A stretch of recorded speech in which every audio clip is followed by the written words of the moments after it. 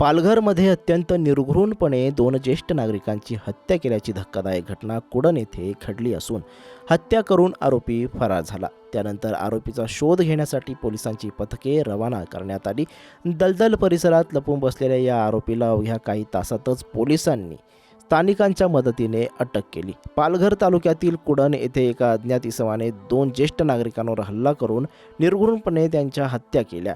भीमराव पाटील वय वर्ष 80 आणि मुकुंद पाटील वय 85 या दोघांवर कुदळीने वार करून दोघांचे चेहरे विद्रूप करत अत्यंत निर्घृणपणे हत्या केली। त्यानंतर बाजूला असलेल्या एका घरावर देखील या हल्लेखोराने हल्ला केला। हा हल्लेखोर अंधाराचा फायदा घेत पसार झाला। गुरुवारी रात्रीच्या सुमारास ही घटना घडली असून या संपूर्ण घटनेनंतर परिसरात भीतीचं वातावरण पसरलं होतं। घटनेची माहिती मिळताच स्थानिक तारापूर पोलीस घटनास्थळी दाखल झाले। उपविभागीय पोलीस अधिकारी विकास नाईक यांनी देखील घटनास्थळी भेट घेतली। आरोपीचा शोध घेण्यासाठी तातडीने पोलिसांची पथके स्थानिकांसह रवाना करण्यात आली। हत्या करणारा आरोपी कुडण येथे असलेल्या तलावाच्या दलदल परिसरात लपून बसल्याचे माहिती समोर आली।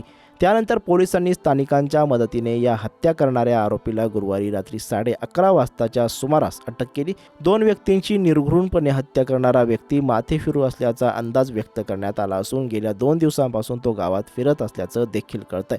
अटक आरोपीचे चौकशी पोलिसांमार्फत सुरू करण्यात आली असून आरोपी सध्या कोणती माहिती देत नसल्याचे कळते आहे। या प्रकरणी अधिक तपास पोलीस करत आहेत।